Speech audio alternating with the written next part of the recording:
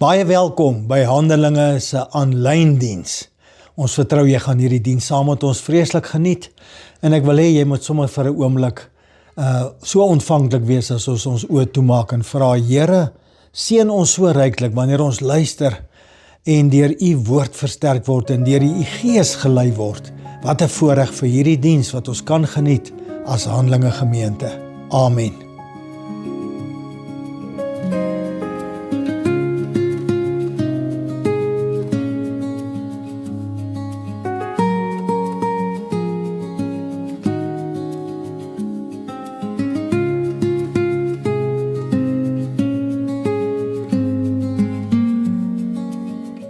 Ek praat vandag met jou uit Handelinge 10 en die tema van die preek is ek begryp nou eers.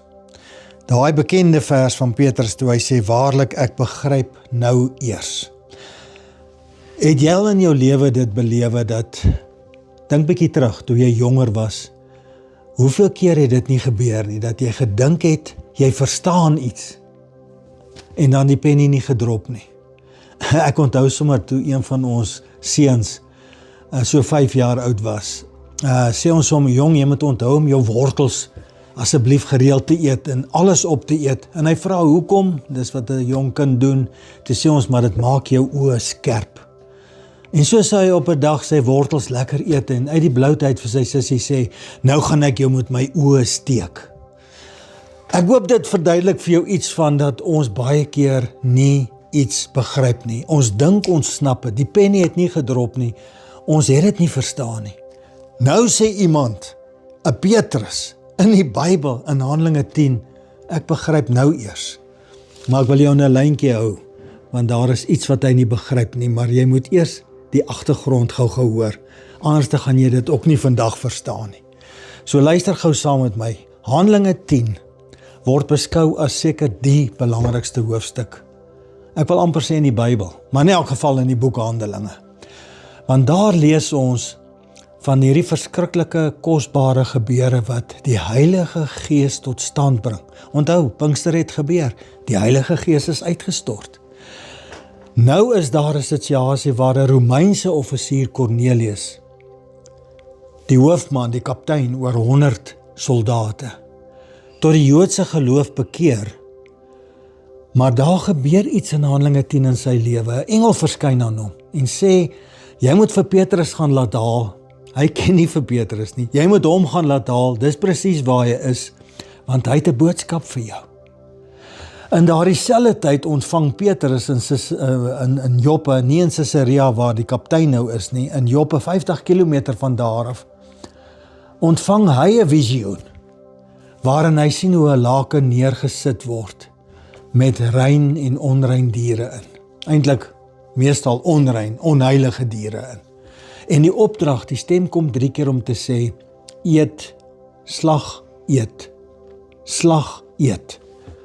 En Paulus sou sê, nooit in my hele lewe nie, Here, want ek het nooit die reinigingswette van die Jode oortree nie. Ek sal niks onreins eet nie. Ek hou by my gebede, ek is vas in my tradisie. Ek weet wat ek glo, ek weet wat ek het, want Jesus het mos gekom vir die Joodse volk. En dis net waar Handelinge 10 vir ons 'n groot lig laat opgaan van hoop en opgewondenheid. Want hierdie einste Petrus, wat nie geweet het wat hierdie visioen beteken nie, moes hoor dat hier's die manne wat my kom haal, ek moet na Cornelius se huis toe gaan. Maar hy wil nie eintlik nie, want hier oortree hy nog 'n wet of 2, want jy gaan nie onder 'n heidense dak in nie, jy eet nie saam met hulle nie. Iemand van die nie-Joodse wêreld is nie in jou vizier nie. Daarom is Handelinge 10 so 'n belangrike hoofstuk, want hier gaan Petrus, onder leiding van die Gees, sonder dat hy die boodskap mooi verstaan van die visioen en die laken met hierdie onrein diere. Want wat God rein verklaar het, mag jy nie onrein ag nie, onthou hy terwyl hy gaan.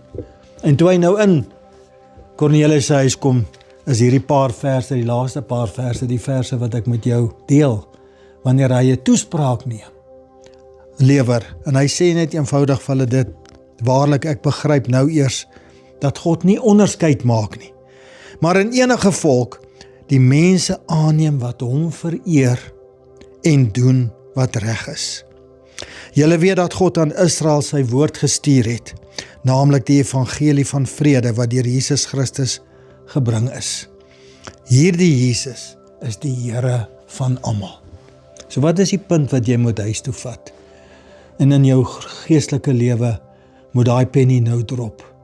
Petrus het nie begryp dat Jesus gekom het vir almal nie. Hy het gedink, hy het net weer gekom vir die Jode. En ons het mos ons tradisies, en ons het ons rituele. Ons bly net by dit. As dit so sou wees, was die Christendom net 'n Joodse sekte.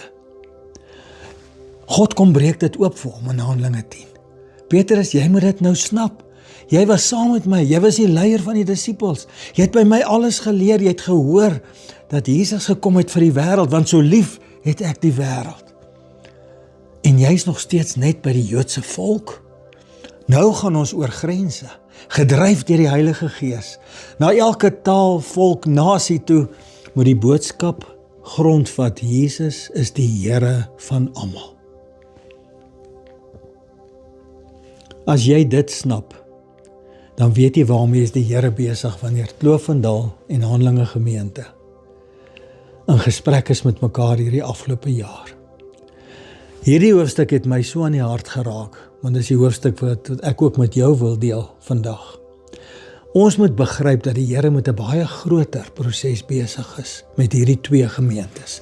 Twee gemeentes wat eintlik op 'n manier bietjie na binne gekeer is.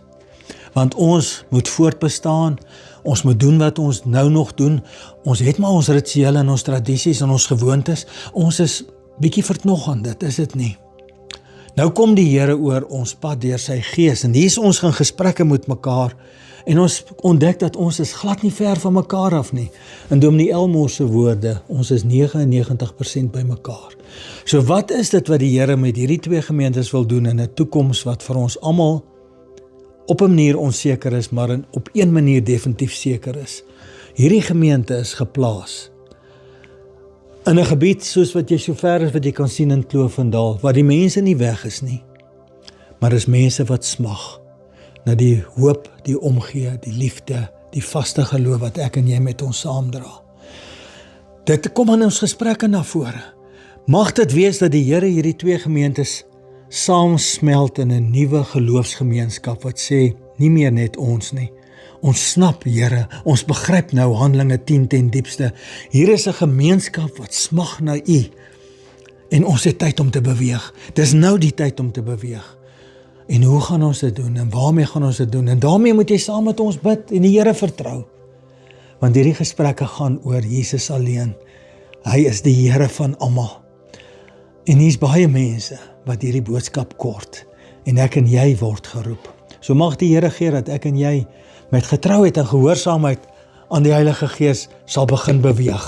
Want dis presies wat Petrus gedoen het.